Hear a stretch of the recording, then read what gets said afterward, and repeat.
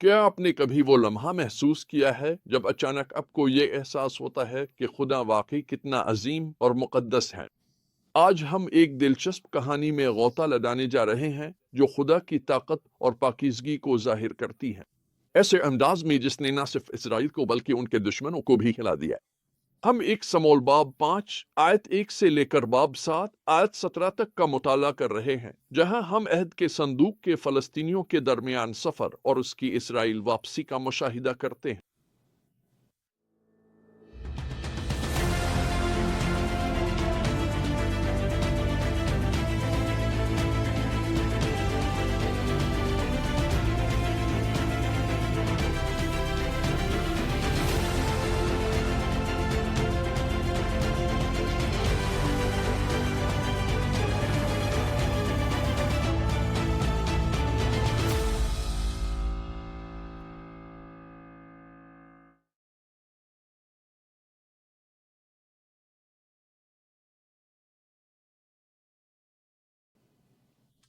اس حصے کا بنیادی پیغام یہ ہے کہ خدا مقدس ہے اور اس کی موجودگی ہر انسان سے احترام کا تقاضا کرتی ہے، چاہے وہ اسے مانتے ہوں یا نہ مانتے ہوں۔ ہماری کہانی ایک ہولناک شکست کے فوراً بعد اسرائیل سے شروع ہوتی ہے۔ فلسطینیوں نے عہد کا صندوق اور خدا کی اپنے لوگوں میں موجودگی کی علامت کو پکڑ لیا۔ بڑی فتح سمجھ کر وہ اسے اپنے دیوتا دیجون کے مندر میں رکھتے ہیں، لیکن وہ اسرائیل کے سچے خدا کے بارے میں زبردست سبق سیکھنے والے ہیں۔ اگلی صبح دیکھتے ہیں ان کا بت دیجون عہد کے صندوق کے سامنے مونہے کے بل گرا ہے، پھر سیدھا کر دیتے ہیں۔ لیکن اگلے دن نہ صرف دیجون دوبارہ گرا ہوا ملتا ہے بلکہ اس کا سر اور ہاتھ بھی ٹوٹے ہوئے ہیں۔ پیغام واضح ہے، اسرائیل کا خدا محض ایک اور مقامی دیوتا نہیں ہے جسے ان کے دیوتاؤں کی لمبی فہرست میں شامل کر لیا جائے۔ وہ واحد سچا خدا ہے اور وہ اپنی شان و شوکت بتوں کے ساتھ بانٹنے والا نہیں ہے۔ بات یہیں ختم نہیں ہوتی۔ خداوند کا ہاتھ اس دودھ کے لوگوں پر بھاری ہو جاتا ہے اور وہ پھوڑوں میں مبتلا ہو جاتے ہیں۔ گھبراہٹ میں وہ عہد کا صندوق جاتے بھیجتے ہیں، وہاں بھی یہی ہوتا، پھر اسے اقرون بھیجتے۔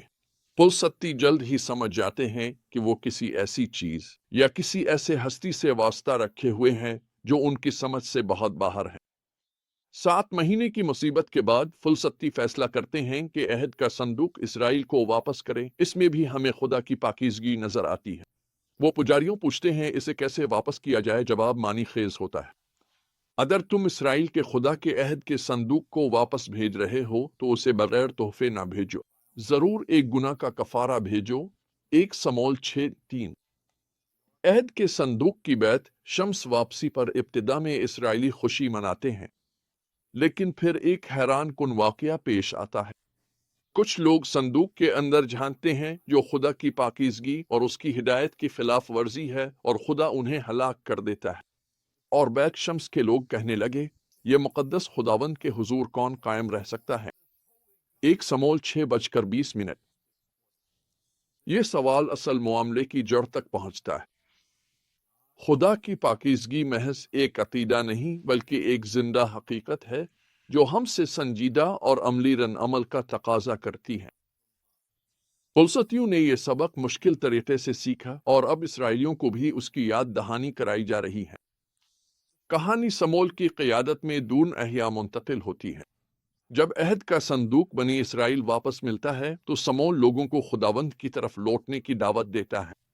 اس کے پراثر الفاظ سنیں۔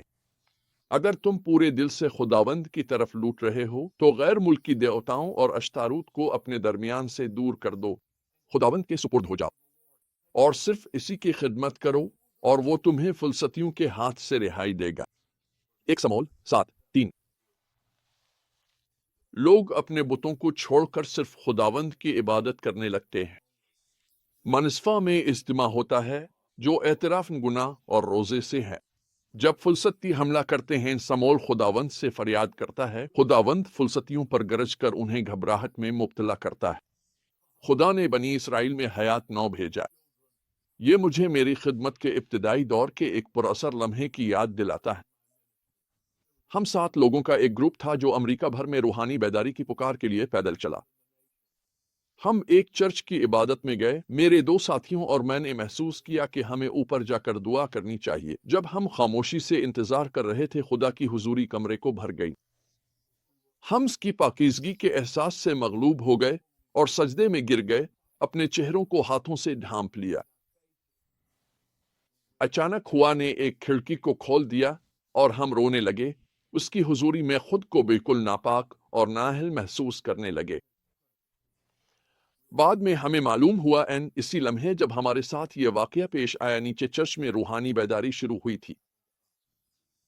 ہم بڑی خوشی کے ساتھ عبادت گاہ میں واپس آئے، کیونکہ ہم نے خدا کی پاکیزگی سے ملنے والی ٹوٹ پھوٹ اور اس کے بعد آنے والی خوشی دونوں کا تجربہ کیا تھا۔ خدا کی پاکیزگی کو ہلکا نہیں لینا چاہیے، چاہے وہ فلسطینیوں کا عہد کا صندوق ایک بت کے ساتھ رکھنا ہو، بنی اسرائیل کا اس میں جھانکنا۔ ہم دیکھتے ہیں کہ خدا کے قریب بے پرواہی سے جانا سنگین نتائج کا باعث بنتا ہے۔ ہمیں کبھی نہیں بھولنا چاہیے کہ حقیقی احیا خدا کی پاکیزگی اور اپنی گناہ گاری کے اعتراف سے شروع ہوتا ہے۔ مصفہ میں بنی اسرائیل کا اعتراف اور روزہ رکھنا ہمیں خدا کی پاکیزگی کے سامنے صحیح رد عمل دکھاتا ہے۔ جب خدا کے لوگ پورے دل سے اس کی طرف پلٹتے ہیں تو وہ ان کے لیے عمل کرتا ہے۔ فلسطینیوں کی شکست خدا کی قدرت کو ظاہر کرتی ہے جو اس نے اپنی قوم کے لیے ظاہر کی۔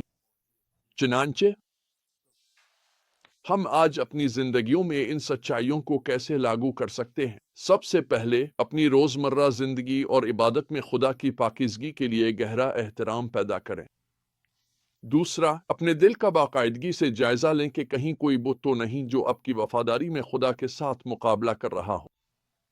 تیسرا، جب آپ محسوس کریں کہ خدا آپ کو احیا بلا رہا ہے تو اعتماد سے جواب دیں، اعتراف اور توبہ کے ساتھ۔